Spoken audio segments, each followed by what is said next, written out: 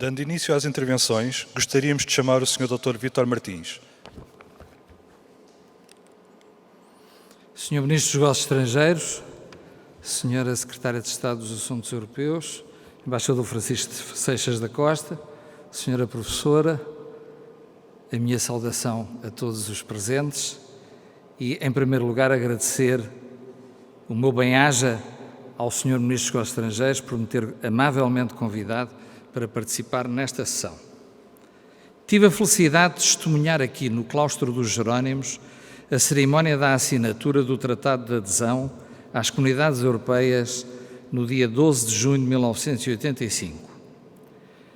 Foi um ato memorável a muitos títulos, pelo local, pelo estatuto e qualidade dos protagonistas e também pela belíssima manhã de céu azul, com uma luminosidade ímpar que Lisboa caprichou em oferecer naquele dia histórico. Depois do rasgo visionário de Mário Soares, que lançou o pedido de adesão, 8 longos anos decorreram com negociações intensas e complexas. A convergência das principais forças políticas em Portugal, o diálogo persistente com as instituições europeias e com as capitais dos Estados-membros e a determinação dos negociadores permitiram levar a bom porto o acordo para o Tratado de Adesão que traduziu, na minha opinião, um compromisso equilibrado. Entre vários e decisivos protagonistas, alguns deles felizmente aqui presentes, peço licença para relevar 2 dos líderes dessas negociações, infelizmente desaparecidos, Hernani Lopes e António Marta, que foram figuras centrais do processo de adesão de Portugal. 2 palavras sempre me ocorrem ao falar desse dia há 35 anos atrás: entusiasmo e esperança. Entusiasmo não só porque marcava o fim, com êxito, de um longo e exigente percurso negocial, mas também porque aquele momento representava a ancoragem de Portugal à democracia, aos valores europeus e ao modelo de livre iniciativa e de economia de mercado. Esperança, porque a adesão era percebida como uma poderosa alavanca do nosso desenvolvimento económico e social. Cito palavras de Mário Soares nesse dia: a tarefa primordial que nos ocupará a partir de agora será a de reduzir cada vez mais a distância que ainda nos separa dos países desenvolvidos da Europa, criando para os portugueses padrões de vida e de bem-estar verdadeiramente europeus. Fim de citação. A adesão representou também o nosso compromisso na construção europeia. Recorro a palavras do cardeal Tolentino Mendonça há alguns dias atrás, aqui nos Jerónimos. Cito: quando pomos no mar a nossa embarcação, não somos apenas responsáveis por ela, mas pelo oceano inteiro. Fim de citação. Com efeito, a partir da adesão, além do interesse nacional, que sempre nos caberia e cabe defender, Portugal passou a ser corresponsável pelo interesse comum europeu e pelo devir da Europa. É sabido que a nossa adesão coincidiu com uma intensa aceleração da integração europeia, desde logo com o Ato Único Europeu a criar o grande espaço sem fronteiras. Depois, os acordos de Schengen, que materializaram a livre circulação de pessoas. E em 1992, o Tratado da União Europeia, que criou a União Económica e Monetária. Mercado interno, Schengen, euro. Continuam a ser os pilares fundamentais da integração europeia. Portugal optou, desde o início, por acompanhar o aprofundamento da integração europeia, porque se entendeu a meu ver bem, que assim melhor se defendiam os interesses fundamentais e permanentes do nosso país.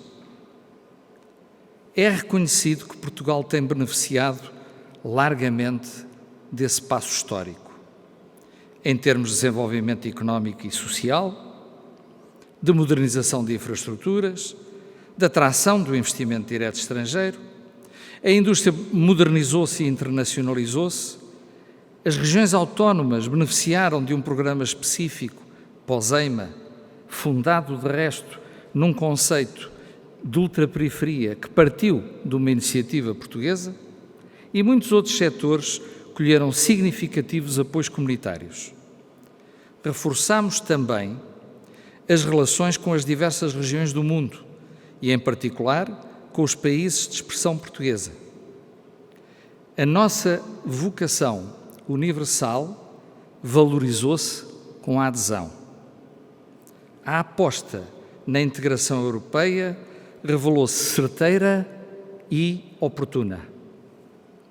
Em 1992, Portugal foi chamado a assumir pela primeira vez a presidência da CEE. Foi um teste à maturidade da nossa adesão. Exercemos essa missão com rigor e empenho, conscientes, como estávamos todos, que nunca há uma segunda oportunidade para criar uma primeira boa impressão. Sob o lema Rumo à União Europeia e tendo o astrolábio como símbolo, o que de algum modo traduziu o espírito que marcou a primeira presidência, promoveu-se a assinatura do Tratado de Maastricht, impulsionou-se decisivamente o mercado interno, finalizou-se a reforma da PAC e foi criado o Fundo de Coesão na Cimeira de Lisboa, presidida por Cavaco Silva, aqui ao lado, no Centro Cultural de Belém. Fundo de Coesão, permitam-me que o diga, que teve também por base uma proposta portuguesa. E no domínio das relações externas, relevem-se, entre vários outros atos e iniciativas dessa presidência, a assinatura do Tratado do Porto, que criou o Espaço Económico Europeu, os acordos CEE-Brasil e CEE-Macau. A primeira presidência portuguesa correu bem e as duas seguintes foram também exercidas com pleno e reconhecido sucesso, tal como, estou firmemente convicto, correrá muito bem a próxima presidência que está já aí à porta. Minhas senhoras e meus senhores, a Europa está de novo a enfrentar uma crise, seguramente a mais severa e desafiante desde a Segunda Guerra Mundial. Socorro-me de mais uma citação. Cito: a crise está aí, profunda e durável. Não disfarcemos a realidade. O que podemos desde já afirmar é que uma resposta positiva passa por um suplemento de Europa. Fim de citação. Esta declaração poderia ter sido feita agora, mas não. São palavras com 35 anos, produzidas aqui no claustro dos Jerónimos, na assinatura do Tratado de Adesão pelo então Presidente da Comissão Europeia, Jacques Delors. Palavras inspiradoras, digo eu. Nessa altura, a economia europeia estagnava, perdia competitividade e não criava empregos. O suplemento da Europa expressou-se na criação do mercado único, nas políticas de coesão e nos envelopes financeiros que ficaram conhecidos como pacotes Delors I e II. E foi gerador de mais de uma década de crescimento económico, criação de emprego e convergência em escala ímpar no pós-guerra. Hoje, de novo, precisamos de um suplemento da Europa, de uma resposta solidária à altura da crise gerada pela pandemia.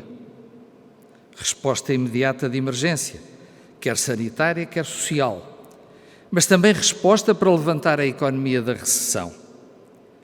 Espera-se que a União Europeia tenha colhido as lições dos erros cometidos na crise financeira de 2008. Ora, desta vez, parece que as velas da esperança estão a ser içadas na embarcação europeia. A iniciativa Macron-Merkel propôs um suplemento da Europa para enfrentar a crise. E a Comissão de Ursula von der Leyen aproveitou esse sopro de bom vento, em boa hora lançado pelo renascido eixo franco-alemão, para fazer singrar a embarcação no rumo certo. Assim, essa proposta do quadro financeiro plurianual, incluindo o Fundo de Recuperação, venha a ser aprovada pelo Conselho Europeu e pelo Parlamento Europeu. Para além da escala, que parece responder à dimensão da crise, a proposta apresenta vários outros aspectos muito positivos, de que destaco, por um lado, atribuir à Comissão o papel central na condução do Fundo de Recuperação e, por outro lado, assumir a alavancagem dos recursos, por recurso direto ao mercado por parte da União Europeia. Há que dar sentido estratégico à recuperação da economia europeia. Isto é, corrigir erros, inovar, promover novos motores económicos, tornando a economia mais competitiva, robusta e amiga do ambiente. Antecipo, por exemplo, uma nova fase de intensa reindustrialização da Europa, de que Portugal pode e deve beneficiar. Não se trata de voltar ao velho normal, trata-se de tirar partido das forças de mudança para criar novas bases para o futuro, incluindo, naturalmente, a promoção de uma sociedade mais justa e equitativa à luz dos valores de que a Europa se reclama. Espero que a recuperação económica possa visar também o imperativo de promover a Europa como um ator global influente e de primeira linha. Se não garantir esse estatuto, a prazo, a Europa definhará, deixando de ser o espaço próspero e seguro que temos conhecido. As profundas mutações geopolíticas em curso, a orientação norte-americana reticente quanto ao multilateralismo e que parece olhar a Europa como uma retaguarda incómoda, para usar a expressão de Henrique Letta, e a emergência de novos e poderosos atores globais incentivam ou devem incentivar a Europa a afirmar-se na arena global com os seus valores e os seus ativos. Num quadro de globalização que parece caminhar para um multilateralismo multipolar, isto é, um multilateralismo mitigado por polos de poder e de influência, a Europa é um ator ainda mais necessário para assegurar o equilíbrio geopolítico global. Finalmente, concluo, afigura-se-me que a iniciativa Macron-Merkel contém sementes para o futuro aprofundamento da dimensão política da União Europeia, que, em minha opinião, é incontornável. Nomeadamente quanto ao seu modelo institucional e ao processo de decisão, de modo a garantir democraticidade, transparência e eficácia. O intergovernamentalismo não é o caminho que interessa à Europa nem a Portugal. E as duas últimas décadas provaram-no com eloquência. Tal como o recrudescimento dos nacionalismos e dos populismos não se combate com menos Europa, mas sim com mais Europa. Agora, todavia, no imediato, todo o foco da União Europeia tem de ser colocado em enfrentar, com uma solidariedade sem falhas, esta crise que atingiu todos os Estados-membros. e a recuperar também a confiança dos cidadãos europeus, oferecendo-lhes um horizonte de esperança.